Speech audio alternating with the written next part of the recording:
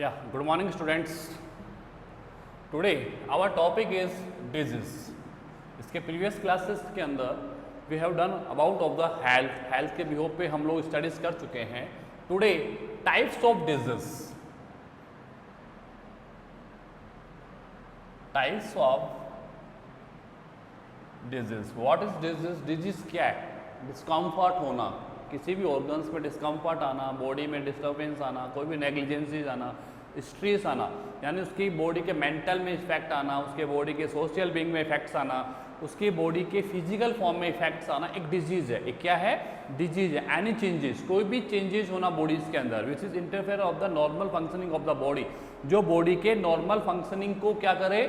Disturb कर सके. Which causes the disorders of mental and body, जो बॉडी के मेंटल में या बॉडी के किसी भी ऑर्गन्स में या उसके माइंड्स में डिसऑर्डर डेवलप कर सके. Which create the disorders of the mind and body. Mind and body, जो बॉडी और माइंड्स में क्या कर सके? डिस्टर्बेंस कर सके, डिसऑर्डर डेवलप कर सके. This is called disease. Any changes of the body, any changes of the body which is interfere the normal functioning of the body, जो बॉडी के नॉर्मल फंक्शनिंग को क्या कर सके? इंटरफेयर कर दे, वो डिजीज में आ जाता है. वो किस में आ जाता है? डिजीज. वो इंटरफेयर उसके फिजिकल फॉर्म में हो सकता है, वो इंटरफेयर उसके मेंटल फॉर्म में भी पॉसिबल है, या उसके सोशल बीइंग में पॉसिबल है. ठीक है, तो types of disease, types of disease का हम चार्ट बनाते चलते हैं. First, disease in divide into form.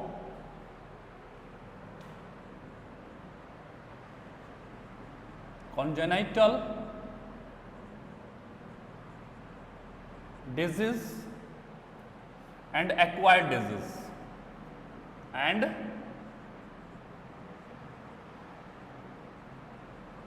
acquired disease. ठीक है. Then after acquired disease in two form, हम चार्ट बना लेते हैं, देन उसको डिफाइन कर लेंगे, एंड देन आफ्टर फर्दर एक एक पॉइंट को हम डिस्कस करेंगे. Congenital, acquired. Then acquired disease in again classify into forms.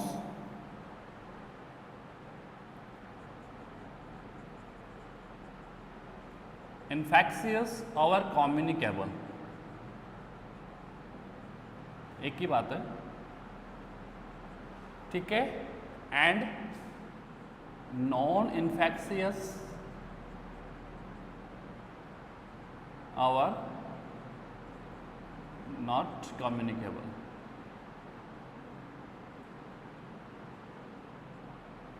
ठीक है.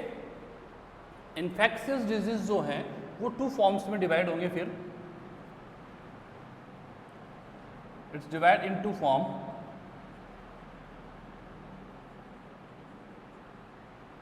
Contagious and non-contagious. Contagious and non-contagious. ठीक है. एंड इन्फेक्शियस डिजीज जो है 4-5 पार्ट में या 6 में भी बहुत डिफरेंट पार्ट डिवाइड होते हैं. डेफिशिएंसी फॉर्म,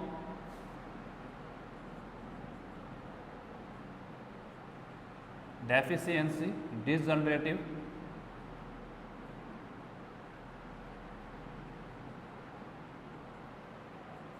मेंटल,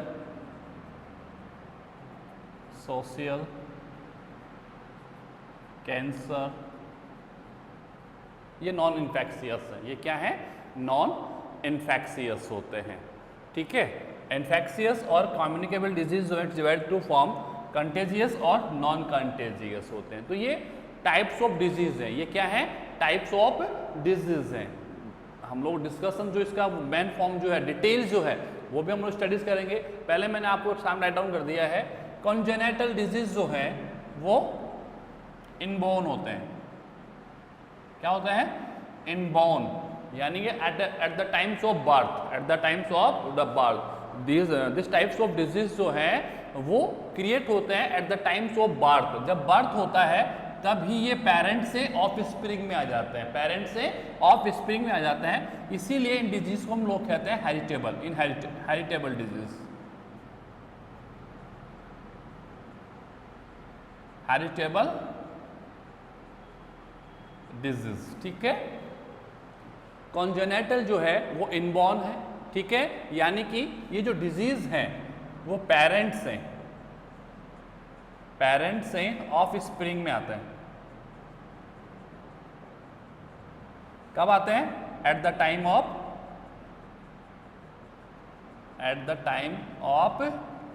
बर्थ, ठीक है, at the times of birth. अब at the times of birth अगर कोई डिजीज बॉर्न हो रहा है तो वो 2 फॉर्म में होगा, हेरिटेबल होगा, और हेरिटेबल कंडीशन से तो 2 फॉर्म में डिवाइड हो जाती है, 1 जेनेटिकल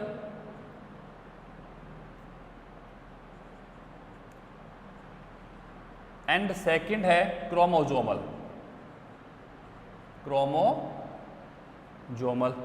जेनेटिकल में due to the disturbance of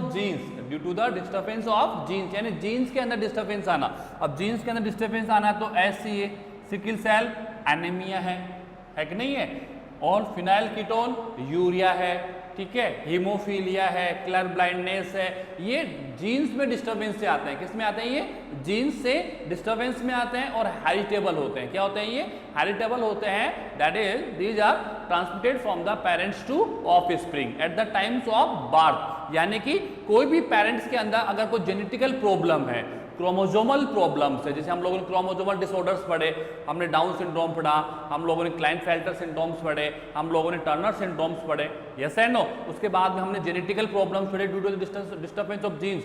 भाई क्रोमोजोम्स के नंबर्स में प्रॉब्लम होना, क्रोमोजोम्स के स्ट्रक्चर्स में प्रॉब्लम होना, क्रोमोजोमल डिसऑर्डर्स थे, पढ़े हम लोगों ने लास्ट चैप्टर्स के अंदर।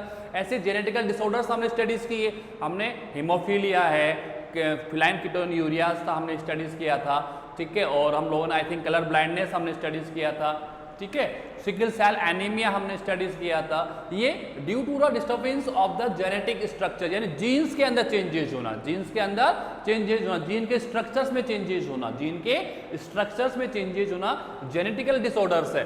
और chromosomal, the structures of chromosome due to the disturbance of the structures of chromosome and the number of chromosome, chromosomes के स्ट्रक्चर्स में चेंजेस होना या क्रोमोजोम्स के नंबर्स में चेंजेस होना, वो क्रोमोजोमल डिसऑर्डर्स में आता। किस में आता था? क्रोमोजोमल डिसऑर्डर्स में आता है। तो congenital disease it's divide in 2 forms. Congenital disease जो है वो 2 फॉर्म्स में डिवाइड होंगे, या तो वो जेनेटिकल होगा, यानी कि उसके पेरेंट्स में जेनेटिकल प्रॉब्लम था, किसी अगर कोई फादर हीमोफिलिक है, मदर हीमोफिलिक है, तो ऑफ स्प्रिंग हीमोफिलिक हो सकती है। वो पॉसिबिलिटीज मैंने आपको बताई थी कि कैसे किस किस कंडीशंस में कितना परसेंटेज वेक्टर फॉर्म में आएगा या हीमोफिलिक फॉर्म में आएगा। वी हैव डन, हम पढ़ चुके हैं पूरा इस चीज को, ठीक है। तो कॉन्जेनिटल डिजीज जो होते हैं, this types of disease transmitted from the parents to offspring at the time of birth, at the time of birth, यानी कि जब किसी बच्चे का, किसी ऑफस्प्रिंग का बर्थ होता है, तो उसमें अगर कोई डिजीज आ रहा है, कोई सिम्टम्स आ रहे हैं, तो वो सिम्टम्स हेरिटेबल है। वो सिम्टम्स क्या है? हेरिटेबल्स होते हैं। और heritable symptoms are classified in 2 category, genetical and chromosomal. Genetical and chromosomal due to the disturbance of the genetic structure, gene के स्ट्रक्चर्स में चेंजेस होना। आप कोई भी डिजीज डाल सकते हो, हीमोफीलिया है, कलर ब्लाइंडनेस है, सिकल सेल एनीमियाज है, ठीक है। क्रोमोजोमल्स में आप डाउन सिंड्रोम वगैरह कोई भी आप एग्जांपल पुट कर सकते हो यहाँ पर, ठीक है। तो क्रोमोजोमल डिसऑर्डर्स हैं, जेनेटिकल डिसऑर्डर्स हैं, दीज आर कॉन्जेनिटल डिजीज। किस में आते हैं ये? कॉन्जेनिटल डिजीज आते हैं ड्यूरिंग द बर्थ या at the time of birth, at the time of birth. और at the time of birth का मतलब हो गया कि दिस टाइप्स ऑफ डिजीज जो हैं, ये डिजीज जो है ट्रांसमिटेड हो रहे हैं कहां से?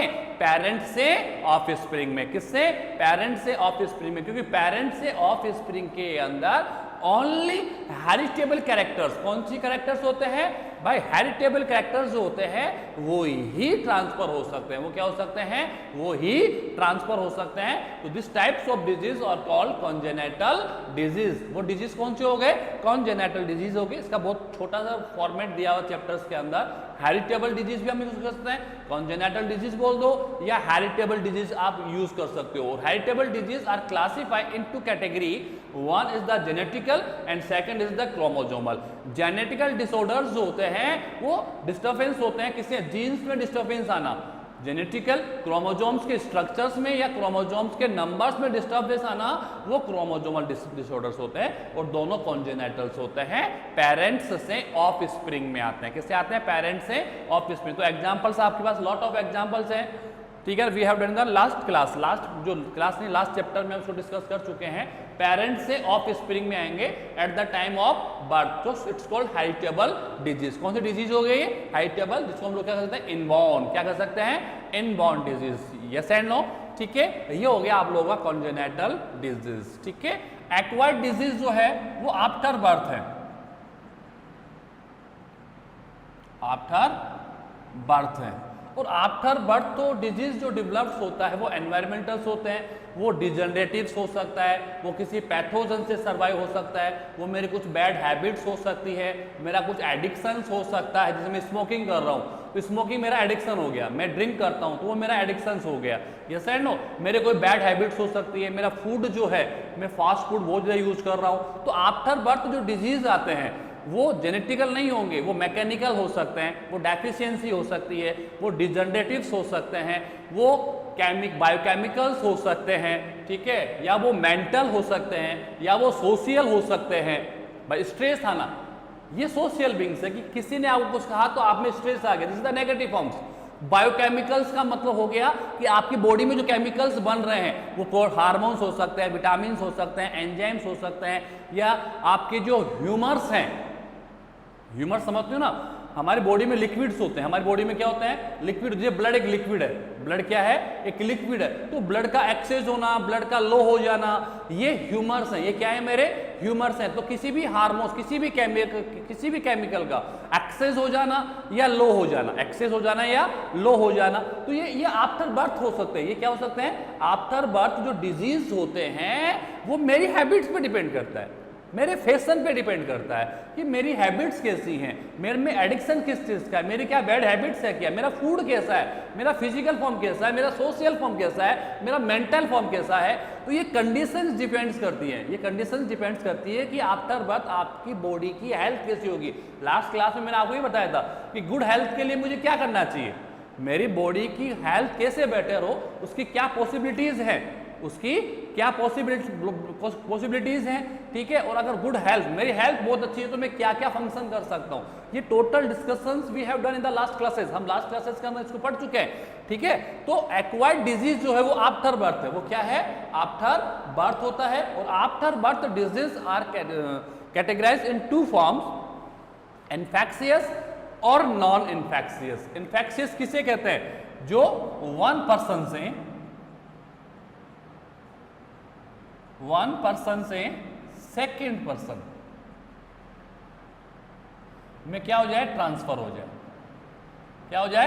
ट्रांसफर हो जाए। और ये अफेक्टेड था, ये क्या है? अफेक्टेड था। अफेक्टेड पर्सन के जो सिम्टम्स थे वो किस में आ गए? सेकेंड पर्सन में आ गए। किस में आ गए? सेकेंड पर्सन में आ गए। Yes and no. तो इसको हम कहते हैं इन्फेक्शियस डिजीज, इन्फेक्शन होना। क्या होना? इन्फेक्शन होना। तो इन्फेक्शन जो है वो टू फॉर्म्स में हो सकता है, वो है कंटेजियस और नॉन कंटेजियस। कंटे यहाँ पर कॉन्टैक्ट है, या क्या यहाँ पर क्या है? कंटे जो है यहाँ पर कॉन्टैक्ट वर्ड से आया। किससे आया है? कॉन्टैक्ट वर्ड से आया है। कंटेजियस का मतलब होता है डायरेक्ट कॉन्टैक्ट, डायरेक्ट कॉन्टैक्ट, ठीक है ना। और नॉन कंटेजियस जो कॉन्टैक्ट से नहीं होता, जो कॉन्टैक्ट से नहीं होता, ये होता है वेक्टर से। किससे होता है? वेक्टर, जिसको हम लोग कहते हैं पैथोजन, जो कोई भी माइक्रोब्स हो सकता है, ठीक है। सॉरी। तो इन्फेक्शियस डिजीज जो होते हैं, these are transmitted from the one person to another person, ठीक है ना। ये एक पर्सन से अनदर पर्सन में क्या हो सकते हैं? ट्रांसफर हो सकते हैं। यानी कि अगर मैं अफेक्टेड हूँ, ठीक है, मैं इन्फेक्टेड पर्सन हूँ, तो अगर मेरे सिम्टम दूसरे पर्सन में जा रहे हैं तो वो इन्फेक्शियस डिजीज में आता है। किस में आता है? वो इन्फेक्शियस डिजीज में आते हैं। और नॉन इन्फेक्शियस कौन सा हो गया? Non infectious just opposite of infectious, यानी कि दिस टाइप्स ऑफ डिजीज जो है can not transfer from the one person to another person. ये एक पर्सन से दूसरे पर्सन में ट्रांसफर नहीं हो सकते। जैसे कैंसर, वो कैसे जाएगा? वो ट्रांसफर नहीं हो सकता। मेरे अर्थराइटिस हो गया, मेरे बॉन्स में प्रॉब्लम्स है, तो this can not transfer from the my body to another body, ये मेरी बॉडी से अनदर बॉडी में ट्रांसफर नहीं हो सकता। ये नॉन इन्फेक्शियस डिजीज होते हैं। तो कुछ ऐसे डिजीज होते हैं जो ट्रांसफर होते हैं, जो ट्रांसमिटेड होते हैं, और कुछ ऐसे डिजीज होते हैं जो नॉन ट्रांसमिटेड होते हैं। कौन होते हैं? Non transmitted. तो नॉन ट्रांसमिटेड ये हैं, नॉन, अपन लिख देते हैं नॉन ट्रांसमिटेड। कौन सा ये? नॉन ट्रांसमिटेड डिजीज है। कौन है ये? नॉन ट्रांसमिटेड बोल दो, नॉन इन्फेक्शियस बोल दो, नॉन कम्युनिकेबल। कम्युनिकेबल जो कांटेक्ट से नहीं फैलता किसी टाइप से, मेरे पास मेरे जो डिजीज है वो मेरे तक ही रहेगा। अगर मैं गंजा हो गया, सपोज अगर मैं गंजा हो गया तो this is my vegetative problems, वो मेरी बॉडी की प्रॉब्लम्स है, वो ट्रांसफर नहीं होगी, ना वो इनहेरिटेबल होगी कि वो वो ट्रांसफर हो, ट्रांसमिटेड में आ जाएगा कि अगर मैं गंजा हो गया तो मेरा भाई भी गंजा हो जाए। इट्स नॉट पॉसिबल, ठीक है ना। तो two types of disease, infectious और नॉन इन्फेक्शियस, ठीक है। इन्फेक्शियस ट्रांसमिटेड होगा, इन्फेक्शियस क्या होगा? ट्रांसमिटेड होगा। अब ये ट्रांसफर जो होता है वो 2 फॉर्म्स में होगा। कितने फॉर्म्स में होगा? 2 फॉर्म्स में होगा। तो मैं इसको थोड़ा सा अपर से इरेज कर देता हूं, इट्स नॉट पॉसिबल, बोर्ड काफी फिल हो चुका है।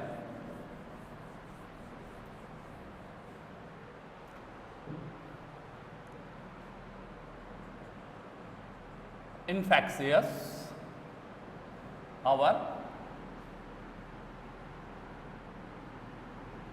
communicable, infectious our communicable, ठीक है। तो infectious जो है ट्रांसमिटेड होता है। ट्रांसमिटेड मतलब 1 person to अनदर पर्सन। अब यहां पर 2 मीडियम्स आएंगे, भाई जाएगा कैसे ये? तो एक तो हो गया कॉन्टेजियस और एक हो गया नॉन कॉन्टेजियस। इसको हम लोग ओवर डायरेक्ट कांटेक्ट कर सकते हैं। पढ़ा होगा आप लोगों ने, ऐसी बात नहीं है, you are 12th class student, तो बहुत छोट पहले भी आ जाते हैं, ठीक है। कंटेजियस और डायरेक्ट कांटेक्ट। डायरेक्ट कांटेक्ट होता है कफिंग से, स्नीजिंग, ये मेन मेथड्स इसके, ठीक है। जिससे कि मैं अफेक्टेड हूं, ठीक है, और मैं कफिंग करता हूं, मैं क्या कर रहा हूं? कफिंग कर रहा हूं, स्नीजिंग कर रहा हूं, तो मेरी जो माइक्रोब्स होंगे वो बाहर आएंगे। वो कहां पर आएंगे? बाहर आएंगे। और अगर मेरे कोई कांटेक्ट में पर्सन स्टैंड कर रहा है, मुझसे कोई बातें कर रहा है, स्पीकिंग कर रहा है मेरे साथ में, टॉकिंग कर रहा है मेरे साथ में, तो वो मुझसे कांटेक्ट में आ गया, और दैट टाइम अगर उसी वक्त मैं स्नीजिंग करता हूं तो माइक्रोब्स स्नीज के रूप में बाहर आएंगे, नोज के रूप में बाहर आएंगे, ठीक है, नेजल के रूप में बाहर आएंगे। कफिंग करता हूं तो कफ के रूप में बाहर आ जाएंगे, आएंगे नहीं आएंगे? तो अगर मैंने उनको एक्सहेल किया है तो जो मेरे डायरेक्ट कांटेक्ट में पर्सन खड़ा हुआ है वो उनको इनहेल कर लेगा। वो क्या कर लेगा? उनको इनहेल कर लेगा bye the help of air, bye the help of air. Air तो चाहिए मुझे, विदाउट एयर तो पॉसिबल नहीं है ना। विदाउट एयर तो क्या नहीं होता, क्योंकि स्नीजिंग और कफिंग में जो माइक्रोब्स होते हैं, दीज आर सो स्मॉलर, उनका साइज इतना छोटा होता है कि we can inhale by the help of cough है, by the help of air. Air के हेल्प में क्या कर सकता हूँ? उनको इनहेल कर सकता हूँ। ऐसा नहीं है भाई, 2 कंडीशन, एक तो मैंने डाइट ले लिया, एक तो मैंने क्या कर लिया? उसको डाइट ले लिया, और एक मैंने कफिंग की, और कफिंग से मेरे जो माइक्रोब्स थे वो धरती पे चले गए। फिर वहां से उनको सोयल से किसी वेक्टर ने, वो वेक्टर बैक्टीरिया हो सकता है, वायरस हो सकता है, प्रोटोजोआ हो सकता है, वो हेलमिंथिस हो सकते हैं, यस एंड नो, ठीक है, या अदर टाइप्स को एस्केरियसिस हो सकता है, या डिफरेंट टाइप्स ऑफ मेथड्स हो सकता है, वो उनको यहाँ से पकड़ लेगा, कैच कर लेगा, और लेके उनको किसी दूसरे पर्सन तक पहुंचा दे, उसको दूसरे पर्सन तक पहुंचा दे, तो वो वेक्टर हो गया। वो क्या हो गया? वो एक वेक्टर हो गया जो उसको लिया और दूसरे पर्सन तक लेके चला गया, उसको दूसरे पर्सन तक लेके चला गया। तो वो नॉन कॉन्टेजियस है, क्योंकि वो मेरे कॉन्टेक्ट में तो था ही नहीं, वो मेरे कांटेक्ट में नहीं था, लेकिन किसी हेल्प से, और हेल्प कौन है? वेक्टर है। और वेक्टर कौन से हो सकते हैं? वेक्टर बैक्टीरिया हो सकता है, वेक्टर वायरस हो सकता है, वेक्टर प्रोटोजोआ हो सकता है, पढ़ेंगे हम डिजीज, वेक्टर एस्कैरिस हो सकता है, और वेक्टर हेलमिंथिस हो सकता है।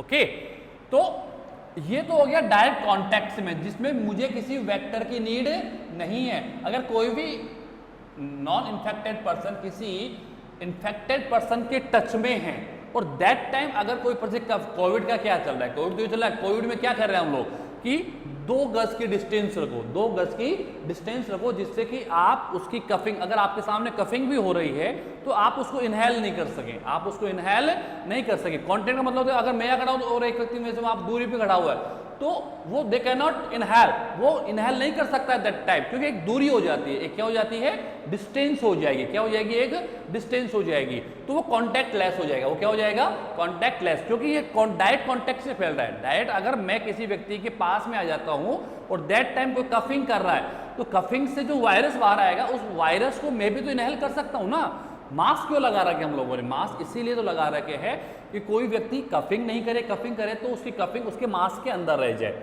मैंने मास्क क्यों लगा रखा है कि अगर बाय द वे आ भी जाए तो मैं उसको इनहेल नहीं कर सकूं, क्योंकि इनहेल अगर एक तो ओपन नोज है, डायरेक्टली ओपन नोज होगा तो मैं उसको आराम से इनहेल कर सकता हूं। अगर मैंने मास्क लगा लिया तो मेरी इनहेलेशन जो है थोड़ा डाउन हो जाएगा, थोड़ा क्या हो जाएगा, डाउन, इतना प्रॉपर नहीं होगा, ठीक है, थोड़ा सा क्या हो जाएगा, वो वीक हो जाएगा, मैं इतना आसानी से उसको नहीं ले पाऊंगा। ध्यान रखना चीज को, इसलिए हम लोग मास्क यूज कर रहे हैं, ठीक है। अलग अलग डॉक्टर्स के अलग अलग विचार आ रहे हैं। तो ट्रांसमिटेड डिजीज ट्रांसफर जो हो रहा है वन पर्सन से अनदर पर्सन में जो ट्रांसफर हो रहा है that is called infections, infectious और कम्युनिकेबल डिजीज, ठीक है। इन्फेक्शियस और कम्युनिकेबल डिजीज जो होते हैं that is transfer from the one person to another person, infected person to non infected person. ये तो इन्फेक्टेड था, ठीक है, और ये क्या था, नॉन इन्फेक्टेड, ठीक है। तो ये ट्रांसफर हो गया। अब ट्रांसफर या तो डायरेक्ट कांटेक्ट से होगा या वो bye the help of vector से होगा। वेक्टर बैक्टीरिया हो सकता है, वायरस हो सकता है, प्रोटोजोअन्स हो सकते हैं, एस्कैरिस हो सकता है, हेलमिंथेस हो सकते हैं। क्या हो सकते हैं, हेलमिंथेस हो सकते हैं, देख लेंगे, ठीक है। यहां पर कोई वेक्टर नहीं है, यहां पर कांटेक्ट का मैटर है। किसका मैटर है, डायरेक्ट कांटेक्ट। और डायरेक्ट कांटेक्ट में 2 ही कंडीशन इंपॉर्टेंट होती है, कफिंग और स्नीजिंग। कफिंग और स्नीजिंग, आप कफिंग कर रहे हो, आप स्नीजिंग कर रहे हो, ठीक है, तो दैट टाइम अगर कोई पर्सन आपके पास में है, जैसे हम लोग कहते हैं जुकाम लगना है, खांसी हो रही है, जुकाम लग रही है, मैं कोविड की बात नहीं कर रहा हूँ, ठीक है, I am not talking about of the कोविड-19, हम हर बार में कोविड को नहीं लेंगे। अगर जनरल प्रॉब्लम्स, मुझे कफिंग भी होते हैं, कभी मेरे कफ आ रहा है, मेरे थॉयराइड प्रॉब्लम आ रही है तो कफ बनता है, ठीक है, स्नीजिंग अगर मेरे को हो रहा है तो दैट टाइम कभी भी हो, नॉर्मली कंडीशन में अगर ऐसा होता है तो आपको कॉन्टैक्ट लेस हो जाना चाहिए। आप अपनी फैमिली से, जब तक आपकी जुकाम प्रॉपर ठीक नहीं हो जाती है, आपका कफ प्रॉपर ठीक नहीं हो जाता है, आपकी खांसी प्रॉपर ठीक नहीं हो जाती है, तो दैट टाइम आप एक प्रॉपर डिस्टेंस मेंटेन करेंगे। क्या करेंगे, एक प्रॉपर डिस्टेंस आप मेंटेन करेंगे। It's not during of the covid, Covid में तो करना ही करना है, कोविड में तो करना ही करना है, बट जनरली अगर स्नीजिंग हो रही है, जनरली कफिंग हो रही है तो वो डायरेक्ट कांटेक्ट में आता है। वो किस में आता है, वो डायरेक्ट कांटेक्ट में आता है। अगर आपकी जुकाम है तो आपके कांटेक्ट में अगर कोई बच्चा भी आ रहा है या और कोई मेंबर आ रहा है तो उसके भी स्नीजिंग हो सकती है, कफिंग हो सकती है, क्योंकि वो अगर आपके पास में आप स्नीजिंग कर रहे हो दैट टाइम, तो स्नीजिंग से जो वायरस होंगे या जो भी माइक्रोब्स होगा वो इनहेल कर लेगा बच्चा, यस एंड नो। तो जनरली स्नीजिंग और कफिंग में एक डिस्टेंस बनाओ, जनरली स्नीजिंग और कफिंग में, जनरल बता रहा हूं मैं, नॉट कोविड बात कर रहे हैं हम लोग, ठीक है, जनरली हमें एक डिस्टेंस मेंटेन रखना चाहिए, क्योंकि these are involve in the contagious. किसमें इन्वॉल्व होते हैं, वो कंटेजियस में इन्वॉल्व होते हैं। मैं स्नीजिंग कर रहा हूं, मैं कभी मदर के साथ बैठता हूं, कभी फादर के साथ बैठता हूं, कभी छोटे भाई के साथ बैठता हूं, तो वो भी इफेक्टेड हो जाएंगे, वो भी क्या हो जाएंगे, अफेक्टेड हो जाएंगे। ध्यान रखना, कॉन्टैक्ट लेस होना हमें दैट टाइम, क्या होना है, कॉन्टैक्ट लेस, किसी के साथ कोई कॉन्टैक्ट नहीं करना 2 दिन तक कम से कम, ठीक है। तो कॉन्टेजियस और डायरेक्ट कॉन्टैक्ट, जिसमें कफिंग और स्नीजिंग आती है, जिसमें निमोनिया, एग्जाम्पल्स अगर हम बात करें तो टीवी, निमोनिया, ये कॉन्टैक्ट है। ये क्या होता है, कॉन्टैक्ट से आता है। कैसे आता है भाई, टीवी में क्या होता है, बेसिकली कफ बनता है, टीवी में क्या होता है, क्या बनता है, कफ बनता है, कफिंग चलती रहती है, तो अगर वही बैक्टीरिया कफिंग के माध्यम से दूसरा व्यक्ति उसको इनहेल कर लेता है तो वो प्रॉब्लम्स आ जाएगी। क्या आ जाएगी, वो प्रॉब्लम्स में आ जाएगा, ठीक है। तो टीवी है, निमोनिया, दोनों बैक्टीरियल डिजीज में, किसमें दोनों बैक्टीरियल डिजीज है, ये भी बैक्टीरियल डिजीज है, ये भी बैक्टीरियल डिजीज, सॉरी, हाँ, दोनों both are bacterial disease right, no problem, ठीक है। तो कंटेजियस और direct contact. Another person non infectious और नॉन कंटेजियस, जो with the help of vector, और वेक्टर को हम लोग कहते हैं पैथोजन। क्या बोलते हैं? पैथोजन। बायोलॉजिकल वर्ड जो है यहाँ पर कौन होगा? पैथोजन होते हैं। Pathogens are divide in bacteria form, virus form, protozoa form, ascaris form और हेलमिंथिस फॉर्म, ठीक है। तो आप लोगों को एक काम करना है, या नेक्स्ट वीडियो में मेल लिखा दूँ आप लोगों को, फिर भी एक बार ट्राई करना। आपको बैक्टीरियल डिजीज के नेम राइट डाउन करने हैं, वायरल डिजीज के नेम राइट डाउन करने हैं, प्रोटोजोवंस के हैं, एस्केरियस है और हेलमिंथिस में आना है। ये मुझे डाउट है, एस्केरियस तो हेलमिंथिस का एग्जाम्पल है, एक डिजीज छूट गया। तो मेन तो इंपॉर्टेंट बैक्टीरिया, वायरस, प्रोटोजोआ है, ठीक है। तो बैक्टीरियल डिजीज में बहुत से डिजीज आएंगे, जैसे टाइफाइड है, ठीक है, लेप्रोसी है, ठीक है, टाइफाइड आ गया, लेप्रोसी आ गया, और टीबी इधर आ गया, निमोनिया इधर आ गया, और भी आप देखना बुक्स में मिल जाएंगे आप लोगों को। वायरल डिजीज की अगर हम बात करते हैं तो वायरल में डेंगू फीवर है, चिकुनगुनिया फीवर है, अभी कोविड-19 भी वायरल ही आ रहा है, ठीक है, स्वाइन फ्लू है, एंड कॉमन कोल्ड है, ठीक है, एंड पोलियो है, स्मॉल पॉक्स है, ये वायरल डिजीज है, सारे क्या हैं? वायरल डिजीज है, ठीक है। चलो हम लोग एक नेक्स्ट क्लास में इसके एक समराइज कर लेंगे, अभी नहीं कर पाओगे आप लोग, ठीक है। तो ये जो पैथोजेंस हैं वो बैक्टीरिया हो सकता है, बैक्टीरिया की हेल्प से इन्फेक्टेड हो सकता है, वायरस की हेल्प से, प्रोटोजोआ की हेल्प से, एस्केरियस और हेलमिंथिस। हम इसको एक बार और नेक्स्ट क्लास में डिस्कस करेंगे, ठीक है। एक्वायर्ड डिजीज जो हैं वो हो गया। अब नाउ नॉन इन्फेक्शियस और not communicable, this types of disease can not infected, can not transfer from the one person to another person. ये एक पर्सन से दूसरे पर्सन तक नहीं सर्वाइव करते हैं या ट्रांसफर होते हैं। जैसे कि डेफिशिएंसी है, डेफिशिएंसी का सबसे बेस्ट एग्जांपल ऐसी है sickle cell anaemia, lost of blood, lost of, हालांकि सिकल सेल एनीमिया किस में आता है? उसमें आता है, ठीक है, लेकिन सिकल सेल एनीमिया तो कभी भी हो सकता है, आफ्टर बर्थ भी पॉसिबल है, आफ्टर बर्थ भी पॉसिबल है, ठीक है। तो सिकल सेल एनीमिया, इसमें क्या होता है? हीमोग्लोबिन कम हो जाता है, हीमोग्लोबिन कम की वजह से ब्लड लॉस हो गया, ब्लड क्या हो गया? लॉस हो गया। तो हमने क्या कहा उसको? डेफिशिएंसी है। डेफिशिएंसी क्या? डेफिशिएंसी का मतलब होता है किसी भी पर्टिकुलर पार्ट का, किसी भी पर्टिकुलर फॉर्म का लेस हो जाना, वो डेफिशिएंसी है। वो इन्फेक्शियस में नहीं आएगा, वो ट्रांसफर नहीं होता है, ठीक है ना। अगर मेरी बॉडी में किसी भी चीज़ की कमी होती है तो मेरी बॉडी इफेक्टेड हो जाएगी, उससे इन्फेक्टेड हो जाएगी, मेरी बॉडी क्या हो जाएगी? इन्फेक्टेड हो जाएगी, सिम्टम्स में आ जाएगी, डिजीज में इन्वॉल्व हो जाएगी, ठीक है। दूसरा आता है डिजनरेटिव। दूसरी कंडीशन क्या है? डिजनरेटिव। डिजनरेटिव मतलब हो गया आर्थराइटिस। डिजनरेटिव मतलब क्या हो गया? आर्थराइटिस, अगर दांत टूट गया, अब मेरा दांत टूटा है तो वो इन्फेक्शियस कैसे होगा? भाई मेरा एक टीथ निकल के टूट गया, अब टूट गया तो टूट गया, अब मेरा टीथ टूटा है तो इन्फेक्शियस में थोड़ी आएगा, वो तो मेरे तक ही रह गया। वो क्या हो गया? मेरे तक रह गया। मेरा फ्रैक्चर हो गया, मेरे फ्रैक्चर हो गया, मेरे आर्थराइटिस हो गया, मेरी बोन्स फ्रैक्चर हो रही है, बोन्स वीक हो रही हैं, तो ये डिजनरेटिव में आते हैं। कोई भी टिश्यू डैमेज हो जाता है, हार्ट अटैक आ गया, ठीक है, तो ये किस में आते हैं? डिजनरेटिव में आते हैं। किस में आते हैं? ये डिजनरेटिव। वैसे मैकेनिकल में आता है। किस में आते हैं? मैकेनिकल्स में आते हैं, ठीक है ना। मेंटल मैंने आपको बता दिया, माइंड तो कभी भी खराब हो सकता है। मेंटल जो है आपका माइंड आपकी थिंक पे डिपेंड करता है, your brain is completely depend on your thought, और थॉट जो है वो should be positive for good health. अगर आपको अपनी हेल्थ को अच्छा रखना है, you want to good health, अगर आप अच्छी हेल्थ चाहते हो तो first needs of your thoughting, आपकी thought should be good. Thought कैसी होनी चाहिए?